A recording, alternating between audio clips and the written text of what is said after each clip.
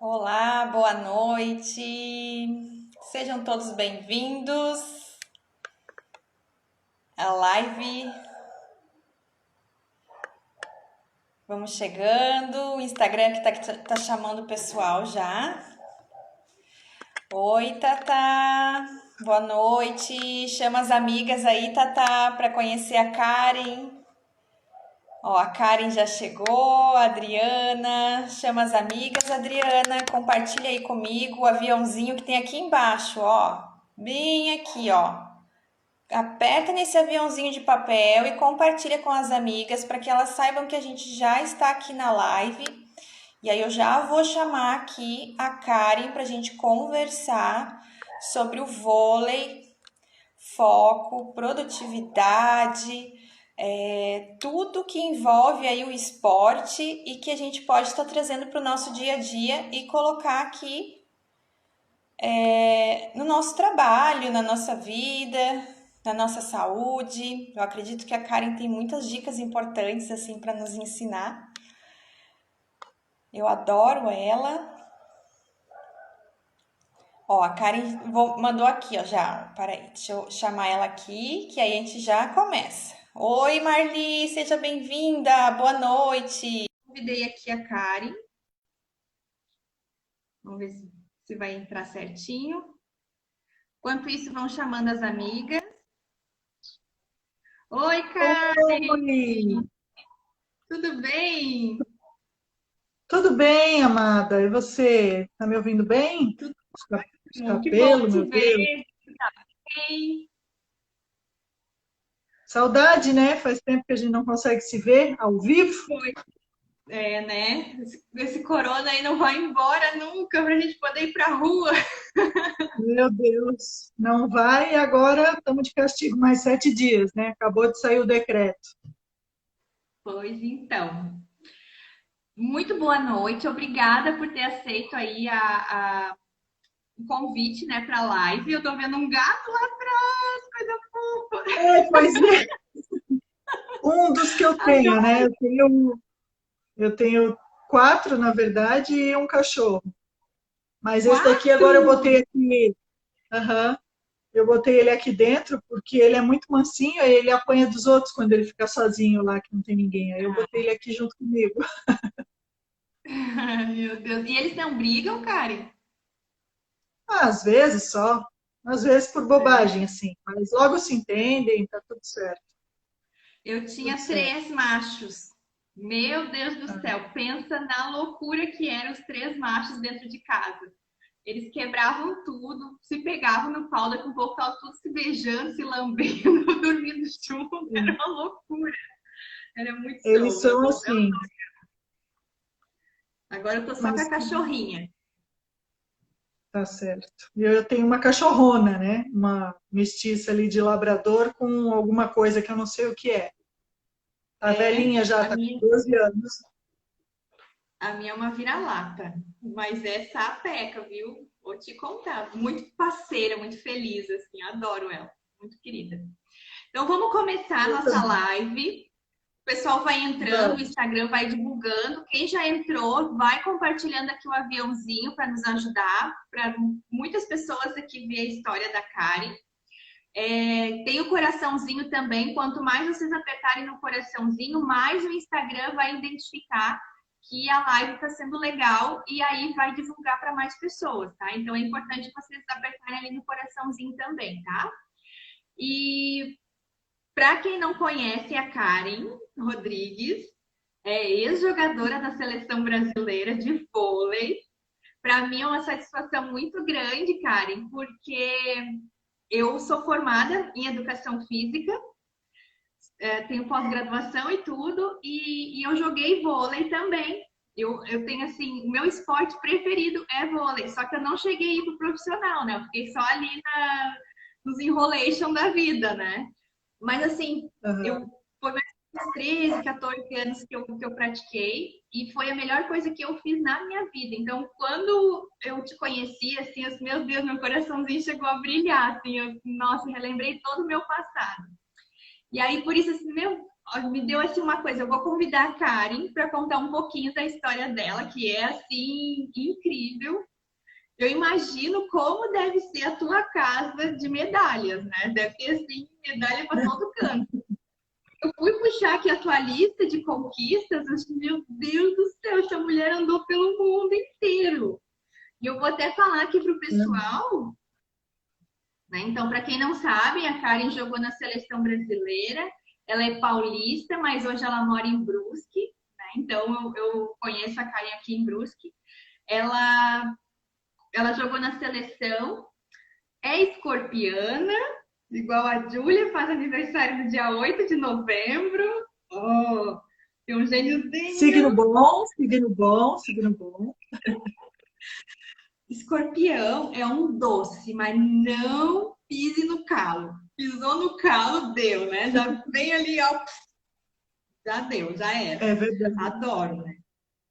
E aí aqui também consta medalha olímpica em Sydney. Ela jogava na posição de meio. Eu também, eu tinha como preferência jogar no meio. Adoro, achava muito bom.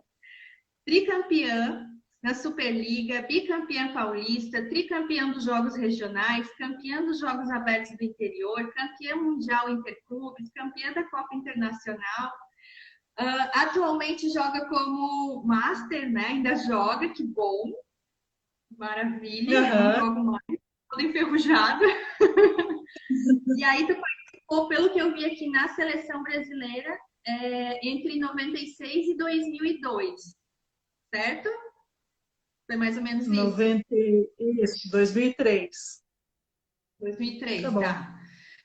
Depois jogou na Colgate, depois foi para a Espanha, né? Leite Moça, Cipesa no Peru, depois foi para o Japão, Leites Nestlé, Rexona, MRV, Universidade, né? Depois teve ali o hotel, Cantur, depois foi para Monbiju, Brasil Telecom, depois jogou pela SE Bandeirantes, que é o vôlei de praia, né? Ah, sim, joguei, mas aí eu já tinha parado a minha carreira quando eu joguei pelo. Eu joguei uma temporada com a Piluca, minha amiga aqui de Brusque. Ah, então tá bom. Então a gente vai falar sobre tudo isso e mais um pouco. Lógico que deve ter muito mais coisas, né? Então, isso aqui é mais ou menos um resuminho dessa vida muito louca de atleta. E aí eu quero que tu Bem louco.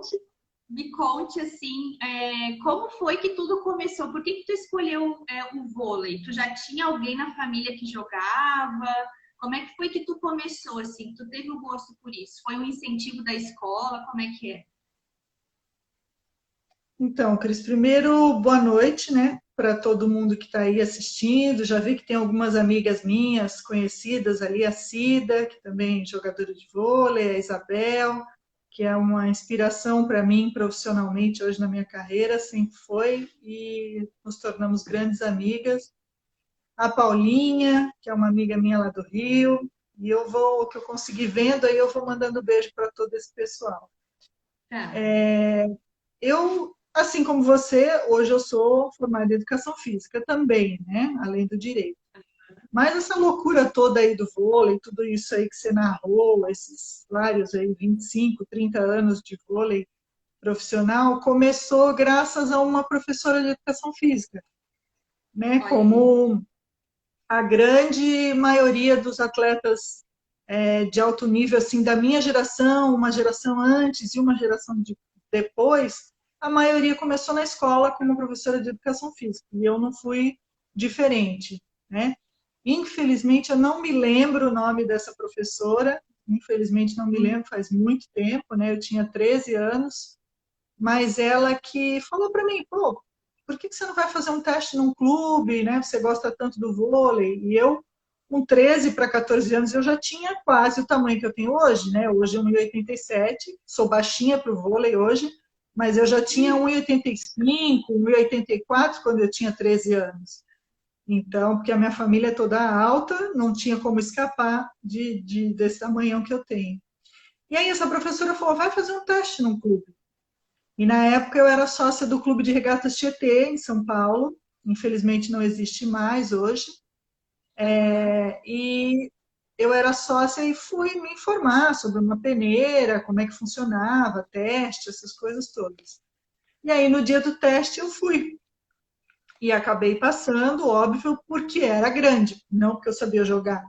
Tinha as Sim. baixinhas lá, que eram ratas, assim, já jogavam, sabiam direitinho o fundamento, mas as grandonas ficavam, né? Porque tinham tamanho, tem uma vantagem, tu consegue ensinar, e a baixinha, ela vai jogar só até um certo nível, né? Naquela época não tinha líbero e tal, então eu acabei Aham. começando dessa forma, graças a essa professora de educação física, que hoje, né, em muitas das minhas lives eu falo isso, que o profissional de educação física tem que ser valorizado, tem que ser mantido, não tem que acabar com a educação física nas escolas de forma nenhuma, né? Porque a educação física Concordo. cria pessoas, além de tudo, não é só sala de aula, né? Cria personalidade, caráter, desafios, você dividir as coisas com as pessoas. Então, eu bato muito na tecla de que o profissional de educação física é super importante na educação das pessoas, sem dúvida nenhuma. E aí, depois disso, começou toda essa loucura aí que você narrou, né? Eu como fiquei no Tietê ali uns 3 anos, eu acho, 3 ou 4 anos. Meu primeiro técnico foi o Américo e o Edgar. Me ensinaram muito do que eu sei, né? Me ensinaram a andar. Eu falo que me ensinaram a andar na quadra. Depois me ensinaram a pegar a bola e andar. E me ensinaram o Muito resto. treino, muito Muito, muito treino. treino. Meu Mas Deus. quando você não sabe nada é mais fácil, né? Porque aí você aprende da forma correta. É difícil quando você já sabe alguma coisa, querer mudar. Isso é na nossa vida também, né? Aham. Então, eles foram os meus primeiros técnicos na época do Tietê. Aí depois eu Isso fui já para era Pirelli, juvenil ainda. Isso eu comecei em, peraí, deixa eu ver, 84, Meu 1984. Deus. Faz tempo. Tem gente aí que não era nem nascida. E a Kari já estava no mundo. Que É, legal. eu comecei a jogar em 84. E aí foi indo, fui para Pirelli, Pirelli já tinha um super time naquela época, né? As categorias Sim. adulto, eu fui para lá juvenil e ajudava no time adulto, treinava pra caramba, pegava metrô, trem e ônibus para chegar em Santo André, que eu morava em São Paulo, capital, tinha que ir para Santo André, pegava, treinava, não comia nada, ainda ia para a faculdade de manhã, voltava 10, 11 horas da noite, tomava banho, fazia aquele pratão assim de obra, né? Comia, dormia, no outro dia, 5 horas da manhã, 6 horas da manhã, estava de pé para começar tudo de novo, fazer educação física, Sim. depois ir para o treino, toda aquela rotina. E aí começou toda essa carreira aí com esse monte de clube legal que eu joguei, esse monte de pessoas que eu conheci, com a seleção depois, né? Que é assim o ápice do atleta. E foi essa loucura aí. Não sei E especificamente aí, sobre tu o que me a diz gente vai uma falar, coisa, mas como é assim, como atleta profissional, né? Daí já vamos passar assim para a parte profissional que a gente sabe que é diferente. O negócio já não é mais aquela brincadeirinha de bater bola e errar. A xingada já é diferente. Eu tinha um professor muito bravo. sim. Meu Deus do céu, ele era muito bravo. Eu chegava com os braços ardidos em casa, assim, tá? De tanto receber as bolas e ele xingava, ele era muito curioso. E aí, no profissional, eu imagino que seja assim também, né? Os técnicos, eles têm uma responsabilidade, o jogador, ele já começa a ter mais responsabilidade também, porque aí é campeonato, é contrato, né? E aí, como é que tu fazia para te concentrar no agora, no jogo de agora? Porque a nossa mente é muito doida, né? E tu ainda era muito jovem quando começou com o profissional. Como é que tu fazia assim para te concentrar para o jogo? Porque a responsabilidade era ganhar, né? Como é que tu fazia isso? Tu tinha assim algum ritual, alguma técnica, tu sabia alguma coisa ou sei lá, tu chegava assim bem à moda louca e fazia do teu jeito e era isso. Olha, não sei se era moda louca, não sei se é bem esse o termo, mas claro, cada uma com o passar do Aham. tempo, vai tendo os seus cacuetes, né? As suas manias para entrar na quadra. Quando você é muito jovem, você não tem muito isso, né? Você tem vontade. Você quer jogar, você quer Uhum. receber todas as bolas, você quer. É fominha mesmo.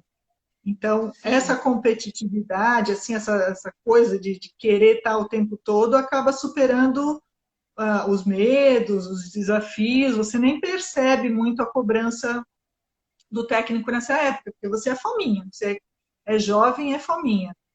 Mas aí depois, quando o negócio começa a virar profissional, como você falou, tem contrato, tem responsabilidade, exigência de resultados, dependendo da equipe, né? Aí a coisa fica, o buraco é mais embaixo. Só que Sim. isso, eu, por exemplo, quando você repete muito, você treina, repete, repete, repete, repete, automaticamente aquilo fica natural, né, com o passar do tempo. E Uhum. com isso se tornando automatizado, você relaxa mais para fazer. Então, o técnico Sim. dá esporro, isso, o meu comportamento, né? O técnico dá esporro, Uhum. eu assimilava bem, né? Enquanto ele estava pegando no meu pé, era sinal que ele se importava comigo. Aí eu tinha que Ótimo. me preocupar a partir do momento que ele não estava nem aí, que não me corrigia, não falasse nada. Eu também sou Torcida, assim. eu adorava jogar com torcida contra, com ginásio lotado, isso me motivava ainda mais. Tem gente que não conseguia, que sentia, sabe, a torcida, o xingamento, mas isso para mim era mais um fator de motivação. Exatamente. Então, eu acho que o emocional você controla com muita técnica, com muita repetição, com muito treinamento, com muito trabalho. Isso sempre foi assim. Mais bronca do que a gente levava do Bernardinho, cara, eu tive o melhor dos melhores e o mais louco de todos, né? Quem vê ele na Imagino. televisão pensa, meu Deus, esse cara é um grosso, é um louco, é isso, mas ele é sensacional. Então ele está dando esporro ali, é o jeito dele, mas a gente já sabe que às vezes nem precisa olhar, que ele vai reclamar se está bom, ele vai reclamar se está ruim, porque ele é super exigente. Mas ao mesmo tempo ele te dá as condições de jogar, de treinar, 150%, sabe? Então ele Sim. pode exigir. Mas eu nem me importava com os gritos de ninguém. Eu gostava de quando me desafiam, eu gosto, isso até hoje. Ele é muito rígido, né? Eu já li o livro dele, eu acompanho o trabalho dele desde o tempo que eu fazia faculdade, assim, eu admiro ele muito pela dedicação, né? Porque ele foi um ótimo jogador e ele foi melhor ainda como treinador. E então ele tem a noção dos dois lados, né? Que é a noção de como é o jogador, o que, que o jogador precisa saber e o lado dele como técnico. Então, eu acho que isso tudo encaixou e fez ele esse profissional perfeito que ele é. E eu acho isso muito Sem bom, dúvida. porque te coloca realmente naquela posição de que tu precisa ser o teu melhor ali. Ainda mais quando é para a seleção brasileira, imagina, tu vestiu a camisa 11, né? Ali, eu vi Exatamente. uma foto, é muito lindo, né? Aquela camiseta assim, bem justinha. E então tu Uhum. imagina a responsabilidade que ele tinha, porque é o nome dele também que vai. E imagina aquele tanto de mulher com aqueles hormônios fervendo ali e ele tem que dominar todo mundo ao mesmo tempo, porque um Exato. dia uma tá de TPM, a outra tá chorona, a outra tá para baixo, a outra tá com raiva, e ele tem que botar ordem em tudo e fazer o negócio acontecer. Eu imagino que deve ser bem, bem puxado. E aí Sim, sem dúvida. aqui, eu já esqueci o nome dele, mas ele perguntou, o Eduardo, aí tá perguntando como foi jogar no Leites, que é o Leites Nestlé, né, que tu jogou. Sim, antes de responder, né, queria mandar um beijo ali para o Marcelo, para a Aninha, minha amiga lá de Xanxerê. Quem mais que eu vi ali? A Carlinha, eu vi um monte de gente ali legal.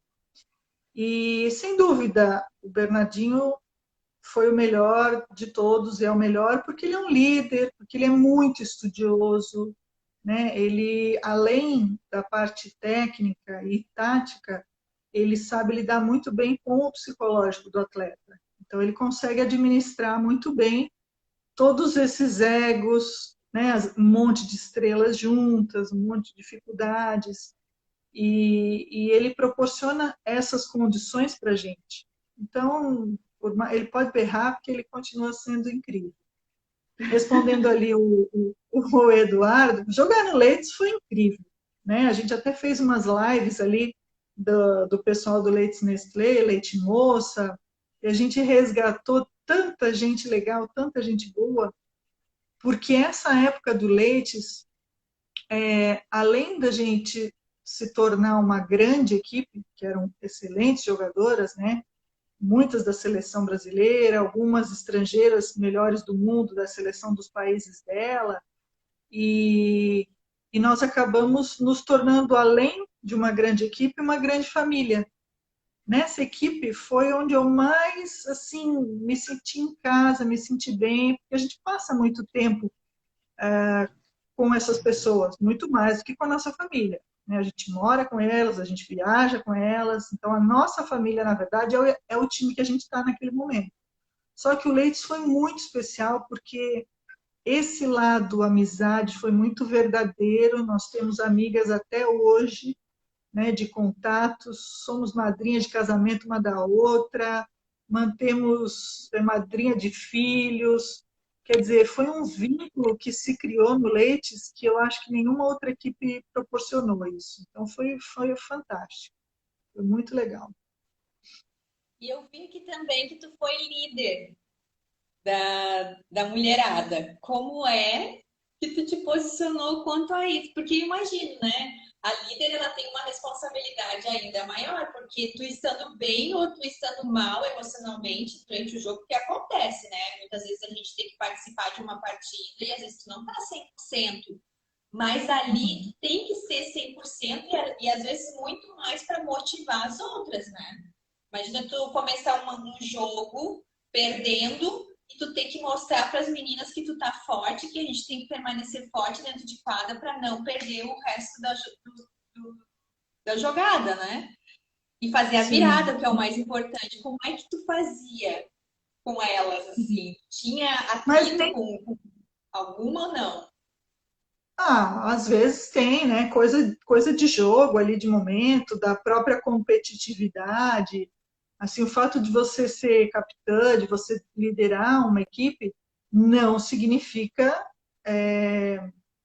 que você vai estar o tempo todo dentro de quadra, né? É óbvio que a capitã estando dentro da quadra é importante, mas às vezes você pode ser uma líder de outra forma, né? Eu cansei de ver jogadores que eram capitãs, assim, capitães de equipes, e que não eram titulares, eram reservas. Mas eram aquelas pessoas que conseguiam manter o grupo coeso, que puxavam o treinamento, que motivavam, mas nem sempre era o melhor tecnicamente ou taticamente, né? Então, claro que quando você está na quadra, elas esperam uma palavra melhor de você, e você tem que saber lidar com cada um. Com aquela você tem que dar um esporro, com aquela você tem que passar a mão na cabeça, você é um segundo técnico dentro da quadra, né? Com aquela você tem que dar um grito, sabe? A outra você tem que dar um susto, a outra você tem que chorar junto. Então você tem que aprender um pouquinho do que cada uma da sua equipe é também para poder ajudar o técnico nesse sentido. Mas às vezes nada disso funciona, porque a gente erra da mesma forma, é humano da mesma forma, pode ser que aquele dia dê uma cagada geral, não dá nada certo. Aí você pega o seu banquinho, vai lá para o banco e Facinho. automaticamente alguém assume esse papel, porque tem outras que têm condições de assumir, cada uma na sua liderança diferente, assim, cada uma com o seu jeito. Que legal. É mais ou menos Ó, o isso. Eduardo aqui está perguntando que o time Leites ele era repleto de estrangeiras. E qual delas foi um grande destaque, assim, na tua opinião? Que tu possa, assim, Ah, destacar para nós? eu acho que foram tantas, meu Deus, cada uma jogou numa posição diferente, mas eu posso dizer que a Tara Cross, para mim, foi um grande destaque, uma pela excelente jogadora que ela era, né? Foi melhor do mundo duas vezes, jogando pela seleção americana. Ela era uma jogadora muito completa. em todos os fundamentos, e muito tranquila e muito guerreira. Ela era um pouco brasileira, assim, nesse jeito de ser, sabe? E, além de tudo, se tornou minha irmã, né? Minha amigona. Ela falava assim, que ela é negra, ela falava, você é minha irmã branca, né? A gente se Aham. tornou muito, muito amiga. Então, a Tara Cross, para mim, sem dúvida, das estrangeiras que passaram pelo Leites, foi a mais incrível em todos os sentidos.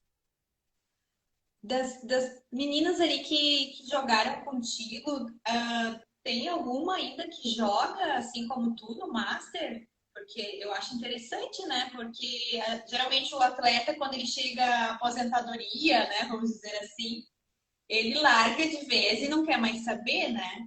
E eu imagino Uhum. que deve ser bem difícil essa transição também, de tu ter que se aposentar e se aposenta muito cedo. Sim, é bem triste, né, na verdade, porque quando você Sim. está no auge do teu raciocínio mental para jogar, o teu corpo não responde à altura, né?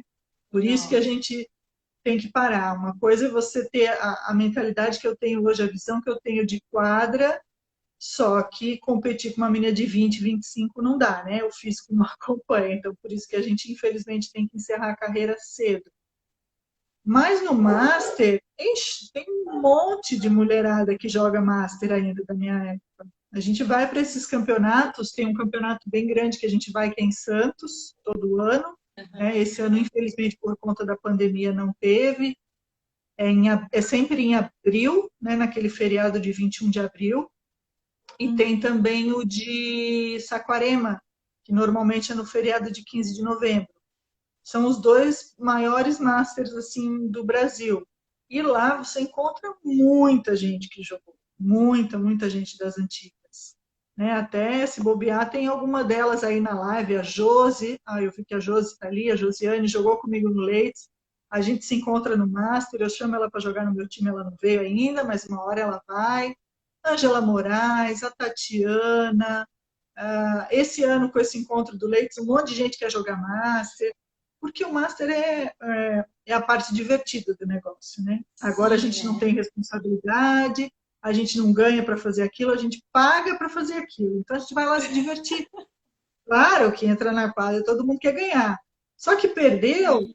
ninguém vai ficar emburrado uma com a outra, ninguém vai fazer nada disso. Aham. Acabou, perdeu, a gente vai tomar uma cerveja junto, matar a saudade, ver os velhos amigos. Essa é a melhor parte do Master. É muito legal, mas tem muita gente que infelizmente não joga mesmo porque não aguenta as dores, não aguenta, o corpo não aguenta. Eu mesmo, quando eu parei, eu fiquei 2 anos que eu não queria saber de bola de vôlei, de academia, de nada. Aí eu engordei 17 quilos, meu Uou. metabolismo enlouqueceu, tomei um esporro Uau. do médico, né? Fui fazer meu check-up, imagina, 8, 9 horas diárias para de repente fazer zero, né? E continuar comendo igual e tudo igual. Eu fui obrigada a voltar para a atividade física. Foi aí que eu voltei para o Master. Mas eu também estava cheia de dor. Eu falei, não, não quero mais sentir dor na minha vida, não quero mais saber de vôlei, não quero mais saber de nada. Mas aí a coceira não deixou, né? E eu fui obrigada a voltar. E hoje eu adoro, assim. Claro que tem, cada vez que eu volto de um campeonato, é uma semana sem andar, mas vale a pena. Vale muito a pena. Você Tu já me teve viu assim lesões, brincando, tu né? ficou com lesões muito Sim. grave assim, tu teve que parar de jogar algum tempo porque tu teve uma lesão grave ou não, assim, deu para aguentar.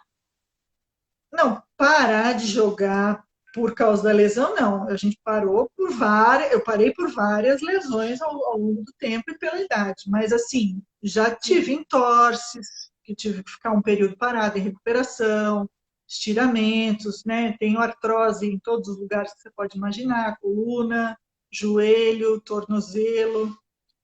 O esporte de alto nível, ele não é saudável, né? Não, a É. prática do esporte não é saudável, infelizmente, mas é a sua profissão, né? O atleta é exigido o tempo todo, então a gente tem que estar sempre bem. Por isso que a fisioterapia é muito intensa. Hoje a preparação física é muito específica para cada tipo de jogadora, para cada posição. isso conservou muito mais a vida útil do atleta do que na minha época, né? Na minha época, todo mundo fazia tudo. Todo mundo tinha que correr ao mesmo tempo, na mesma velocidade, a mesma distância, a alta, a baixa, a magra, a gorda, a rápida, a lerda, era tudo igual. Aham. Hoje não, isso preservou muito mais a vida útil do atleta, né? Mas as dores, para quem jogou alto nível, são para o resto da vida. Umas um pouquinho mais, outras um pouquinho menos, mas a gente sente dor o resto da vida, sem E dúvida nenhuma, imagina, porque né? Tu alta desse jeito, a tendência ainda é muito maior, né?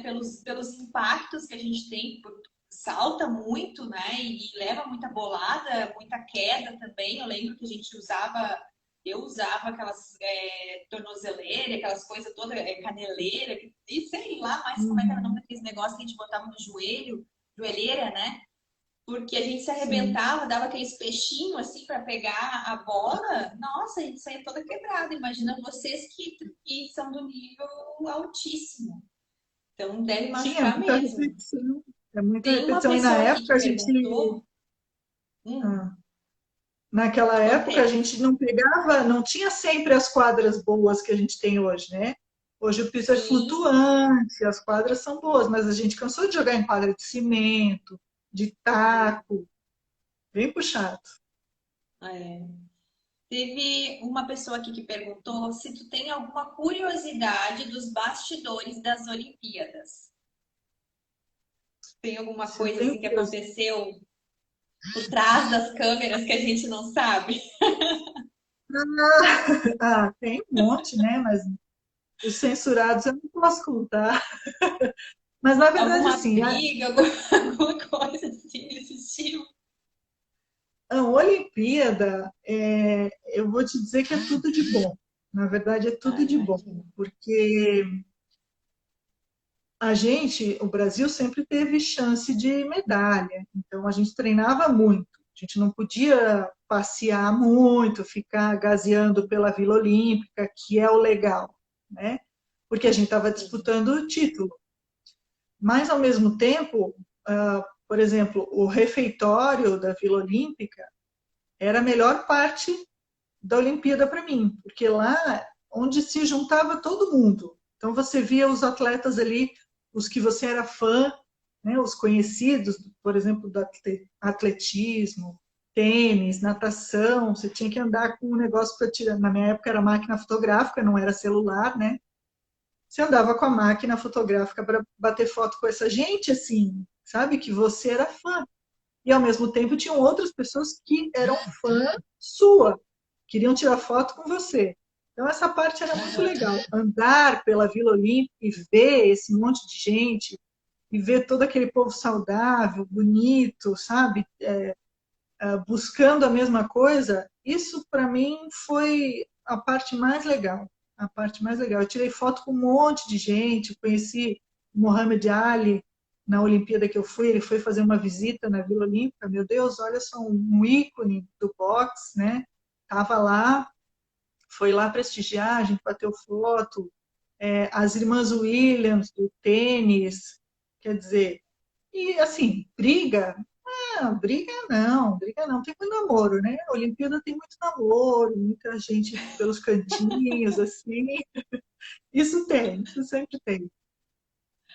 Ó, estão perguntando. Quem fez essa pergunta foi a Bel, tá? Agora o Eduardo está perguntando por onde anda a Andréia Marras. Sabe?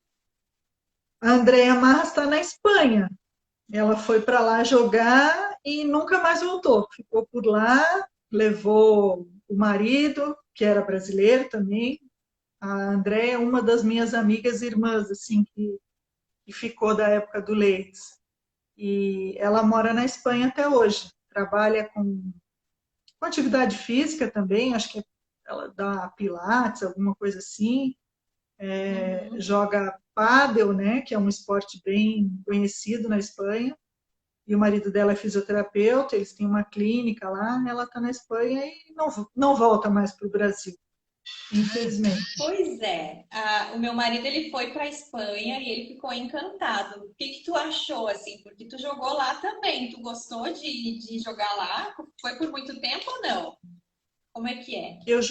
Eu joguei na Espanha 3 temporadas, em 3 anos Aham. diferentes, em 3 lugares diferentes, né? Joguei bem no norte, em Burgos, fazia muito frio, mas a cidade é lindíssima. Joguei em Valência, que também a cidade é lindíssima, né? Bem no centro. E joguei nas Ilhas Canárias, que é praticamente África, é do lado da África, né? Mas pertence à Espanha.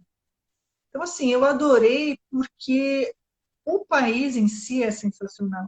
Eu gostei muito da Espanha, moraria lá fácil, fiz muitos amigos, né? A língua é fácil, os costumes são Sim. parecidos. Então, voleibol não é o melhor voleibol, sem dúvida nenhuma. Aham. A Itália é bem melhor, né? Rússia, mas jogar lá foi muito bom. Tinha bastante brasileira que jogava na Espanha também. Então a gente se encontrava, passava Natal e Ano Novo junto, entre os brasileiros. Eu tenho um casal de amigos que eu sou comadre deles, sou madrinha da filha deles, que eles moram lá até hoje. Ele é técnico, ela era jogadora. E a minha filhada está jogando hoje, é da seleção espanhola, com 15 anos, ela já é da seleção espanhola, já há 2, 3 anos, é um fenômeno, está mais alta que eu, então eu tenho muitas lembranças da Espanha e gostei muito de lá.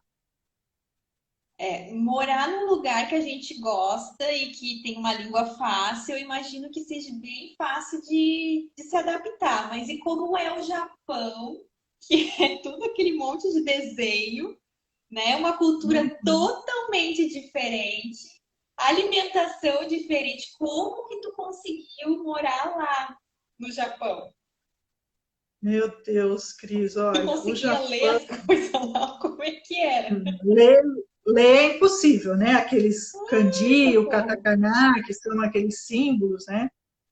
Ler é impossível. Só que, como tem muito estrangeiro, tem tudo escrito da forma que você lê. Por exemplo, o arigatô está escrito arigatô, assim, em Ah, inglês, que né? legal. Você consegue se achar. Mas morar lá realmente não era fácil, ainda mais na época que eu fui, né? Eu fui em 94, 95. Era ainda tinha muito preconceito naquela época, porque a cultura deles é bem diferente, a mulher tinha que andar atrás, né? A mulher tinha que ser submissa ao homem, apanhava, enfim. Inclusive, eu bati num técnico lá por causa disso, né? Porque ele bateu nas jogadoras do meu time, eu peguei ele pelo colarinho e falei: ó, é cultura de vocês, mas na minha frente não. Ele deve estar me xingando em japonês, eu xinguei ele em português e assim foi. Um beijo Nossa. aí, Rogério, meu professor querido, meu colega advogado, minha mamãe que está ali também, que eu vi. Quem mais? Meu Deus, tanta gente.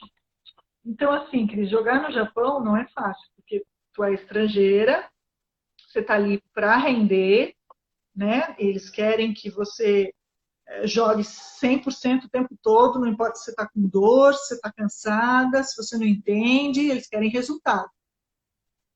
E aí, estar num país onde você não fala a língua, porque o intérprete não ficava lá 24 horas, né? A gente tinha que se virar. E na época, o inglês deles era muito ruim. Às vezes você encontrava um varredor de rua que falava super bem o inglês e o dono de uma multinacional não sabia falar uma palavra de inglês. Então você tinha que se virar com isso. A comida é muito diferente. Eu, assim, sou super fácil para comer, eu como de tudo, né? Comi coisa lá que até hoje eu não tenho a menor ideia do que era, mas eu experimento. Tem que experimentar, né? Tem fome, tem que comer, fazer o quê? E aí eu comia de tudo, então até que eu me dei bem. Nunca comi tanto camarão na vida como comi lá no Japão, porque a carne era caríssima, mas o camarão era super barato. Então eu comia camarão o tempo todo. Mas realmente foi muito difícil. Eu tive uma contusão lá, uma lesão no quadríceps. Eu fiquei quase um mês parada e eles demoraram para me levar no médico, porque eles são mais da massagem, mais da coisa zen. Só que eu estava com o músculo rompido, assim, muito rompido, né? A sorte que eu levei medicação do Brasil, aí consegui fazer o exame depois de 4 dias, com muito sacrifício, eu não conseguia andar. Eu fiquei quase 20 dias sem pôr o pé no chão, né? pela ruptura do músculo. Então foi muito difícil, mas como experiência de vida, sem dúvida, sensacional. Sensacional. Eu amadureci muito ali. E quando eu voltei, foi a minha carreira estourou assim no Brasil. Né? Todo mundo fala que foi o Japão. Na verdade, não foi o Japão, é que lá eu tive a oportunidade de jogar. E quando eu voltei, eu também tive a oportunidade de ser titular, então de mostrar o que eu podia fazer. Mas como experiência de Sim, vida foi incrível. E o Japão, para quem quiser passear, é um país incrível. Tem que imagino. conhecer porque é muito legal, muito legal. E me diz uma coisa, morando em tantos lugares diferentes, uma hora na Espanha, uma hora no Brasil, daqui um pouco tu já estava no Peru, daqui um pouco tu já estava lá no Japão, como é que ficava o teu emocional em relação à tua família, né? Porque teu pai e a tua mãe ficavam, eles moram em São Paulo, eles moravam ou moram em São Paulo. E aí tu tinha Moro, que né? Ainda sempre moro. morar em algum canto do mundo, né? Como é que ficava assim esse contato de vocês? Porque a tecnologia ela deu um avanço agora, né? De telefone, internet, para fazer ligação, acontecer alguma coisa. Imagino que tu deve ter pego um terremoto maravilhoso lá no Japão, né? Que é a terra do sacode, é lá. Eu peguei um terremoto no Ceará e eu, Jesus amado, eu quase morri. Imagina se tu deve ter pego lá. O negócio é bem mais forte. Como é que tu fazia? Sim. Para acalmar o coração da mãe, pelo menos, né? Né, meus pais, assim, meu Deus do céu, né? Eles sempre me apoiaram, desde novinho. Tanto é que eu consegui jogar e consegui ser a atleta que eu fui graças a eles, né? Que a hora que eu tive que escolher, eu vou estudar ou vou jogar vôlei, eles foram super de boa com relação à minha escolha. Né? Eu escolhi o vôlei e eu fui jogar vôlei e deixei os estudos de lado. Mas o ficar longe da família, a gente também aprende desde novinha, sabe? Porque você já tem Hum, que sair de casa muito cedo, né? Conviver com as outras meninas, se virar para correr de um lado, do outro, pagar conta, dar um jeito ali naquela mixaria que você ganha de pagar suas coisinhas. Então, assim, a base familiar é muito importante, sem dúvida. Mas o ficar longe, você vai aprendendo, porque não tem outra opção. Ah, você tem que viajar para jogar no interior de São Paulo. Tem que ir, o pai tem que deixar, a mãe tem que deixar, e você tem que ir sozinho e se virar. Né? Os meus pais sempre acompanharam a minha carreira, onde podia eles iam assistir, sempre que dava, eles só não saíram do Brasil, né? Mas o resto eles foram sempre onde eu estava. E no Japão eu realmente peguei aquele terremoto lá que destruiu Kobe, que foi muito triste, né? Porque Kobe era uma cidade muito bonita, só que muito antiga. Então era aquelas casas de madeira, tudo muito juntinho. No Japão é tudo muito colado, assim, e acabou destruindo a cidade. Até tinham duas amigas minhas americanas que estavam na cidade de Kobe, que jogavam num dos melhores times lá. Uma ficou presa dentro do quarto, foi terrível. E como você disse, naquela época era carta, né?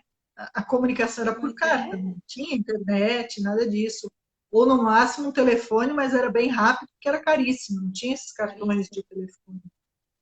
E nessa época do terremoto eu demorei uns 3, 4 dias para conseguir falar com os meus pais no Brasil, porque eles cortaram toda a energia elétrica para evitar os incêndios que estavam acontecendo, se Sim. propagando pelas cidades, né?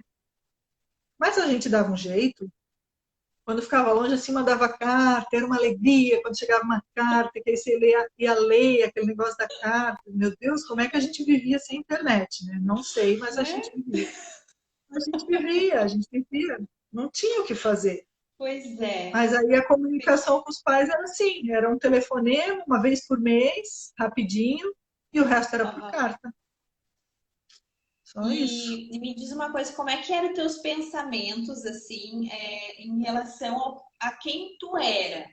Tu tinha esses pensamentos sabotadores, aqueles pensamentos, tu te cobrava muito, tu queria sempre ser mais, tu te exigia muito, porque assim, eu sou assim comigo, né? Eu tenho momentos que eu me acho super capaz mas tem horas que eu me bloqueio, sabe? Eu vejo, poxa, né? Falta isso, falta aquilo, que aí vem o tal do perfeccionismo que dá uma rasteira na gente, a gente quer sempre fazer o melhor. Tu, como atleta, Sim, como é que era a tua mente, assim? Tu te cobrava muito? me cobrava e me cobra até hoje. Até Eu sou hoje. muito chata com isso, eu sou muito exigente. Às vezes não é perfeccionista, mas eu sou muito Aham. exigente.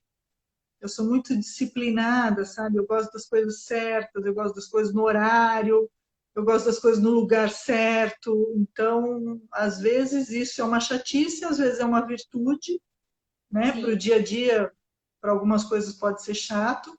O marido reclamar, né? Isso pode ser chato. Mas para mim, para o esporte, isso é fantástico, né? Para o esporte é fantástico, porque essa disciplina, essa determinação, essa responsabilidade são super importantes. E hoje, na minha vida profissional também, né? Eu trago muito isso do que eu aprendi ali de disciplina, de ser regrada, de tentar fazer as coisas da melhor forma possível, sempre dar o meu melhor, sempre exigir mais, querer que esteja a coisa perfeita. Eu acho que isso me traz muitos frutos. Então, assim, lidar com isso não é, eu entendo que não é difícil, porque você tem que aprender as derrotas também, você tem que aprender a perder. Tudo isso te faz amadurecer de certa forma, né? Porque a gente gosta de ganhar, aprende a ganhar, mas a gente tem que aprender a perder também. E isso só o esporte proporciona, eu acho. Na vida, É. muitas vezes a gente não consegue superar essas derrotas, mas o esporte te proporciona isso. Então eu tento trazer essa experiência para a minha vida profissional de hoje. Como é que tu fazia assim na tua rotina? Tu tinha assim uma rotina que tu tinha que acordar cedo, malhar, tinha que tomar café no horário certinho, treinar. Tu tinha essa rotina assim ou não? Naquele tempo ainda não tinha essa exigência Sim, toda. rotina 24 horas, né? Eu estou É, vendo aí que tem Andréia, o Kid, meus amigos que também foram atletas de seleção brasileira, são grandes amigos hoje, e eles também podem me ajudar. Com certeza a disciplina é sempre, porque você tem que dormir cedo, você não pode dormir verdade. tarde, porque no outro dia você tem treino de manhã cedo. Aí o treino de manhã é exigência física, né? Você faz normalmente uma parte física, um pouquinho de bola. Aí você tem que descansar para o treino da tarde, então você tem que se alimentar bem, porque gasta muita energia, e tem que descansar, ter aquele soninho da tarde para o próximo treino. Aí à noite a mesma coisa, então não dá para você ir para balada, beber, fazer dormir tarde, porque o corpo não vai responder. O trabalho que a gente tinha como atleta era trabalhar com o corpo, claro que você usa a mente também, mas o principal era o corpo, né? Então o atleta, a vida dele é rotina, né? A vida dele, a Simone, uma amiga minha, ele está falando, atleta é feito de rotina e é bem isso. A vida do É, atleta é rotina, é disciplina o tempo todo, é bem regrada. Por isso que quando acaba, quando a gente para, a gente não quer saber de nada, a gente não quer compromisso, porque é uma vida incrível, mas é muito desgastante. É aquele fato de você não poder comer o que você quer, você não poder ir na formatura do fulano, não poder ir no casamento do ciclano, não ver o parente nascer, o parente morrer. Tudo isso é muito desgastante também. Tem todo esse outro lado que as pessoas não veem, só vê aquele glamour do atleta, sim, né, aquela coisa a na medalha, televisão. né? Exatamente. Acha que ganha dinheiro, que viaja o mundo inteiro, mas não sabe que a Sim. gente deixa a família, que os relacionamentos não dão certo pela distância, que você deixa de estudar, que você nunca trabalhou na vida, então se você não fizer o seu pé de meia, quando você parar de jogar, pode ser que você sofra muito. Então, o lado de atleta tem o seu glamour, mas tem muito sacrifício. Sim. Muito E aí, como sacrifício. é que tu lida nesse dia a dia hoje, na profissão que tu escolheu, né? Porque tu é formada na educação física, mas hoje tu é dedicada ao direito, né? Tu é formada no direito. E aí tu tem que transformar essa tua disciplina, essa tua rotina para o direito, que eu acredito também que exige isso, mas as pessoas que convivem junto contigo não têm rotina, não têm disciplina. Como é que tu lida com isso? Porque assim, eu odeio quando chega atrasada. E aí Eu também. eu não consigo, sabe, me conter. Se eu marcar para tal hora, tem que estar tal hora ali. E eu vejo que aqui o pessoal não leva isso a sério. O atrasar é meia hora, sabe? Não é aquela coisinha assim de 5 minutinhos. E, gente, isso me deixa muito, sabe? Como é que tu consegue lidar com isso hoje no direito ali, que tu tem também hora marcada para fazer ali audiência, né? E aí chega o pessoal atrasado, aí que tem o juiz, né? Que eu acredito que o juiz também é uma figura assim de personalidade forte, assim como o técnico, né? Então tu já tá no ritmo do negócio, né? Sim. Mas o juiz não tem problema, porque o juiz pode chegar atrasado. O advogado é que não pode chegar atrasado. Sim. O O advogado cliente chegou também, né? atrasado, lascou, mas o juiz pode chegar atrasado. O advogado tem que cumprir prazo. O juiz não precisa cumprir prazo. Está na lei, mas nunca cumpre, né? Infelizmente. Uhum. Então, assim, o direito também exige muita disciplina por isso, porque tem os prazos que são prazos, né? Alguns são fatais, como a gente chama. Você perdeu aquele prazo, perdeu o recurso, perdeu a decisão do teu cliente, deu, vai dar merda. Como é que você vai explicar isso? Então, você tem que ser disciplinado também no direito, né? Claro que tem o outro lado mais relaxado, mas profissionalmente também você tem que ser dedicado, tem que controlar prazo, tem que estar no horário da audiência, tem que marcar antes com o cliente para conversar. Então, isso para mim foi bom, porque eu já fazia isso naturalmente. E quando não acontece da parte contrária, eu também me irrito. Né? Se eu marco com o cliente não vai, às vezes acontece um problema, óbvio, mas pô, liga, né? Manda um WhatsApp. Hoje em dia, tudo você consegue resolver. Aí não, a pessoa não aparece. Meu, eu fico virada no bicho, como eles falam aqui, virada no demônio. Porque eu É sou bem comum muito, por aqui. eu sou muito de cumprir regras. A minha vida é regra. Então eu fico bem tranquila quanto a isso. No direito não é diferente, eu me dou super bem com isso. E quem não é assim, automaticamente acaba não se sobressaindo também, sabe? Porque você não pode ser um advogado e, não, depois eu vejo, depois eu faço, depois eu estudo. Hoje em dia não funciona mais assim, né? Hoje em dia Uhum. você tem que ter um planejamento, você tem que ter um cronograma, você tem que se organizar, porque senão o teu processo não vai para frente, você perde causas que você poderia ter ganho. Mas Tem que estudar, né? eu sou disciplinada, mas por exemplo, de manhã a gente não funciona muito bem, né? O direito funciona mais à tarde, à noite, assim. Uhum. Então, por exemplo, a gente não chega no escritório cedo. Claro que tem pessoas que são funcionárias, assim, de outros, de grandes escritórios e tem que cumprir horário. Aí aquele horário dos 8, meio-dia, da 1h30 às 6. Eu e meu sócio, não, a gente é mais tranquilo. Então, a gente chega no escritório 9h30, 15 para as 10, mas também sai 7h30, 8 horas da noite, porque nós dois rendemos melhor num outro período. Então a gente prefere dormir um pouquinho mais, chegar mais tarde e ficar até mais tarde. Hoje eu saio mais cedo Sim. para fazer a live contigo, mas senão eu fico até 7h30 no escritório, 8 horas. Né? E fora os meus outros compromissos, que agora estão Sim. todos suspensos, né? Graças à pandemia, estão suspensos, Uhum. mas eu também sou bem disciplinada com isso.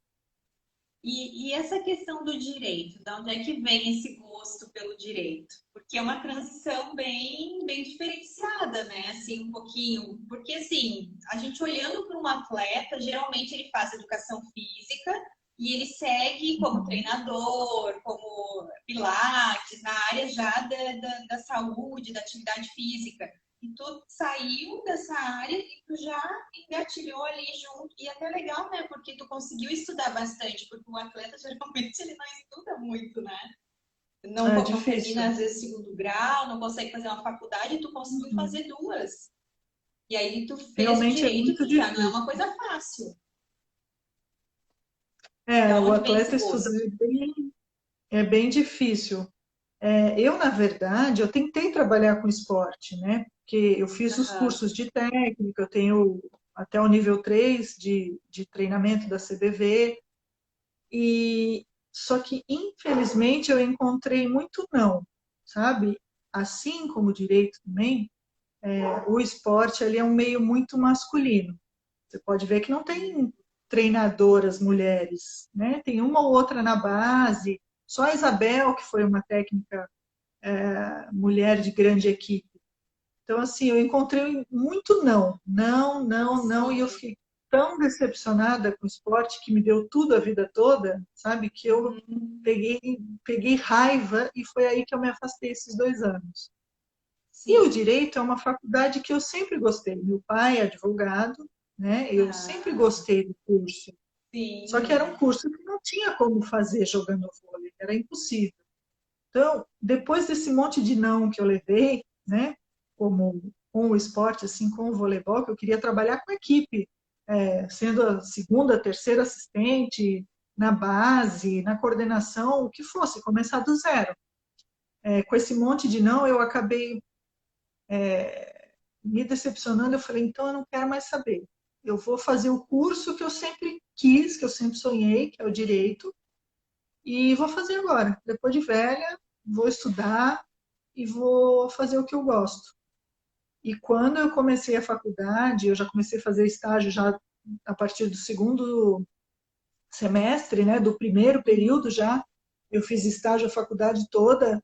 Meu Deus, eu me apaixonei pelo curso. Não sei se por fazer já com mais idade, que você já tem uma personalidade formada, você já é crítica sobre muitas coisas, o direito você tem que ler muito, tem que estudar muito, então você precisa ter uma personalidade. Diferente dos meus colegas que tinham 18, 19 anos, muitos nem sabiam o que estavam fazendo ali. Assim como eu, quando fiz a minha primeira faculdade, eu tinha 16 anos, eu fiz educação física porque eu jogava vôlei, não porque eu Sim. pensava em trabalhar com o esporte, né? Então, eu aproveitei muito a faculdade pela idade, porque é um curso que você precisa dessa base para fazer o direito. Então, eu aproveitei muito e me apaixonei, e hoje não me imagino fazendo outra coisa que não seja trabalhar com direito. Não me imagino.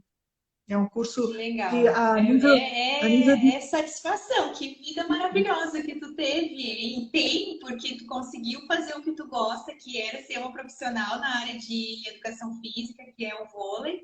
Depois tu fez o curso de direito e tá aí trabalhando com o que tu gosta, honrando o pai deve ser muito orgulhoso, né? Ter uma filha que também exerce a mesma profissão que ele. E aí tu já fez aí mais um passo agora que é seguindo na política, que também não é fácil, né? Meu Deus do céu, que desafio! Tu nasceu Bem para o louca a pessoa, desafio, né? Eu vejo. bem doida a pessoa, né? Não consegue parar quieta num Gente, canto. Eu sou muito ativa, sabe, Cris? Eu sou muito ativa e eu sou muito intensa em tudo que eu faço. Então, imagina. no esporte, muito intensa, no direito, muito intensa. Eu participo de comissões da OAB, eu estou sempre lá nas reuniões, desde que eu peguei a minha carteirinha, estou sempre envolvida.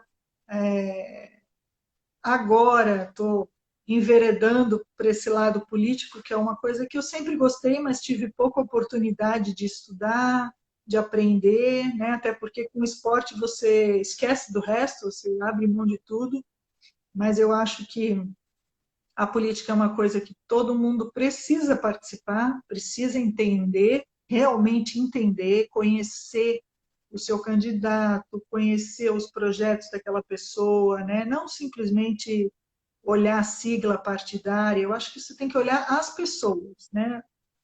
Sim. O ser humano que quer fazer alguma coisa pela comunidade. E eu acho que esse esse tempo todo, apesar de não ter experiência política, né? Eu Karen, estou filiada. então, ô, Karen, deixa eu só te cortar um pouquinho. Vai acabar a nossa live, mas eu vou salvar aqui e a gente volta só pra gente continuar aqui e já finaliza, tá? Segura aí, Tá todo bom, mundo volta. Só para mim gravar tá bom. aqui.